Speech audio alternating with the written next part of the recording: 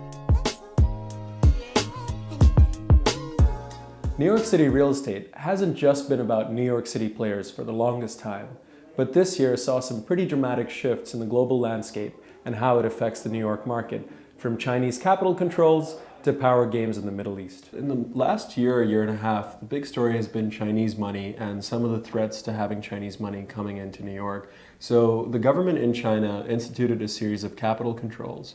How has that affected the market since those things have happened? It's been a very, very gradual impact. At the very beginning, capital controls, they started coming in around November, December of 2016.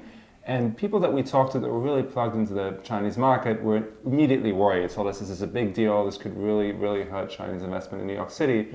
But at the time, if you talk to brokers in Manhattan, they would still say, oh, we still have a lot of interest from abroad. We still see Chinese companies coming in. It's not that big a deal. So month by month, it sort of dawned on people that this actually is a big deal, right? So Anbang Insurance Group, even at the beginning of 2017, was still looking at acquisitions.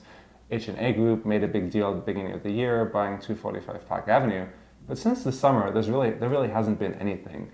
And if you ask people who are in the know why it is that Chinese companies just aren't buying anymore, they point to capital controls. They point to the Chinese government basically telling companies, we don't want you doing risky overseas real estate deals because we think that's not the direction this country should be going right now. And they're specifically pointing to the kind of deals that have made headlines in New York, right? We're talking about trophy properties that attract a lot of headlines, have a lot of scrutiny around them, right? Right, they've pointed out these trophy real estate acquisitions overseas specifically, and not only that, they also specifically pointed out companies that have been very active in New York City. So they single out H&A Group, Anbang Insurance, Dalian Wanda, and Fosun International, and at least three of those have made big acquisitions, right? Anbang Insurance Group is a household name in New York City now. Everyone knows them. They bought the Waldorf Astoria. They almost maybe invested in 666 Fifth Avenue. And Fosun owns 28 Liberty. So these are the companies that have been among the most active investors. And all of a sudden, the government basically told them, you guys can't buy here anymore. And the question is, what sort of an impact is that going to have on the market? You mentioned 666 Fifth Avenue, which is obviously the Kushner-owned tower.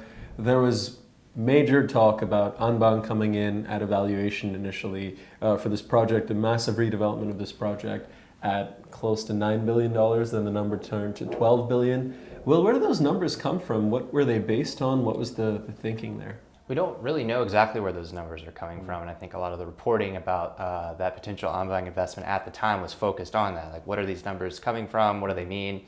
But the plan was that the Kushners with Anbang or another partner like that would take this kind of out-of-date office tower, turn it into a 1,400-foot tall luxury skyscraper with a hotel and new retail and condominiums, and that they would be able to have a sellout of potentially, I think it was $7 billion or something like that on a new project. It appears that that's not going to happen. From the real estate perspective, it's the deal that put Kushner companies on the map in Manhattan, but it's obviously attracted global coverage and interest. Well, it all has to do with Jared Kushner's position in the White House as a senior advisor to his father-in-law, the president.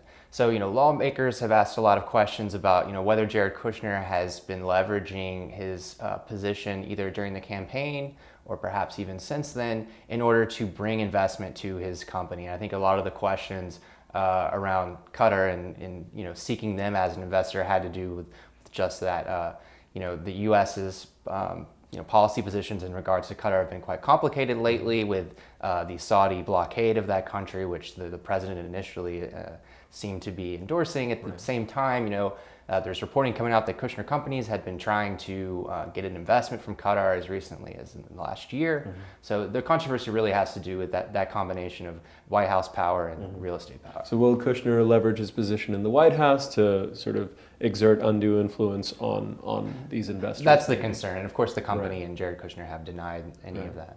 I guess the one thing we shouldn't forget is the other person who has the say in all this is Steve Roth, right? Of Vornado Realty Trust. Of Vornado Realty Trust. Not an easy man to move around. Really. Not an easy man to move around. He owns about half the office space, and he can be bought out, but as long as he's still an owner of the property, he has a say in anything that happens. And over the summer, during an earnings call, he was asked, so what's happening at 666 Fifth? Is this condo conversion that Kushner wants happening?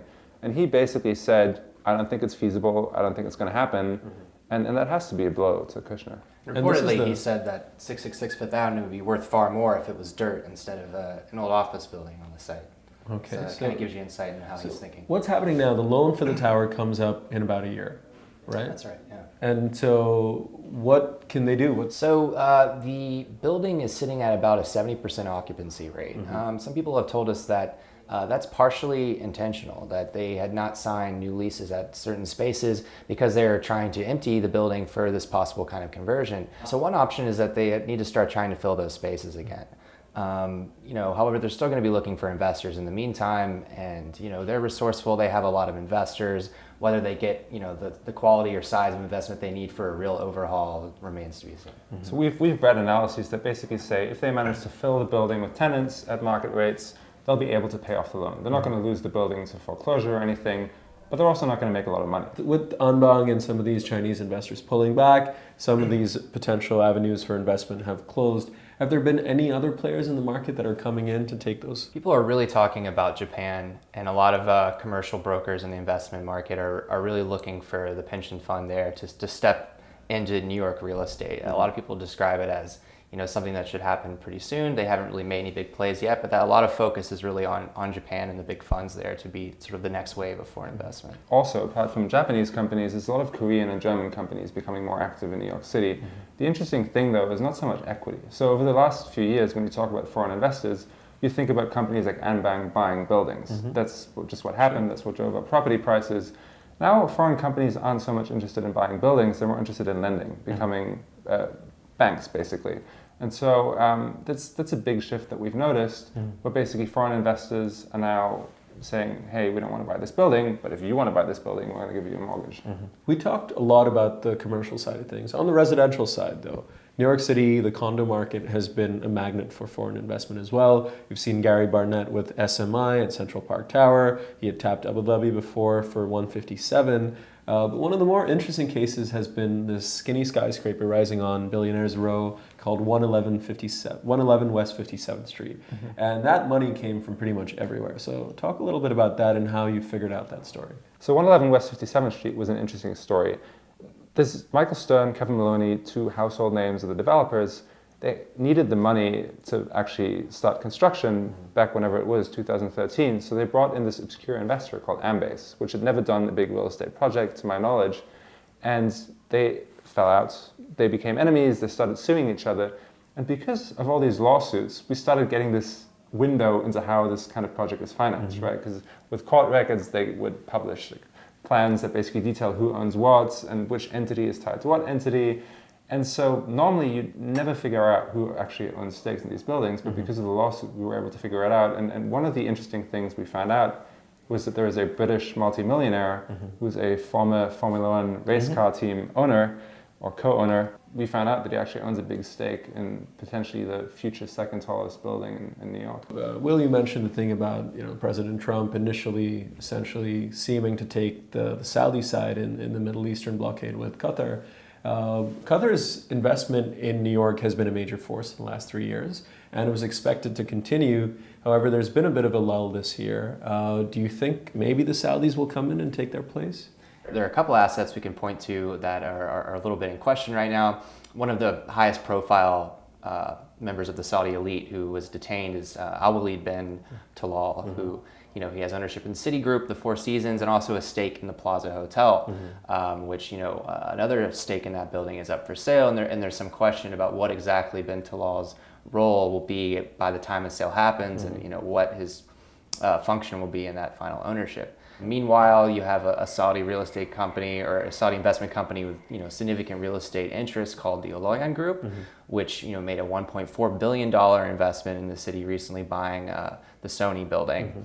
Curiously, around the same time that this corruption campaign, the detainments launched from Riyadh, that company, Al Oyan Group, canceled a planned IPO. Now, sources that were familiar with that planned IPO said that this decision had been made previous to the anti-corruption campaign, but the company has not really spoken much publicly about it, and it's somewhat curious. There's so much talk here about how uncertain the political environment is here and how it's going to impact the business world and the economy. We sometimes forget how crazy and how turmoil-filled the rest of the world is and how that might impact the market. So hopefully you guys will do more stories on that next year.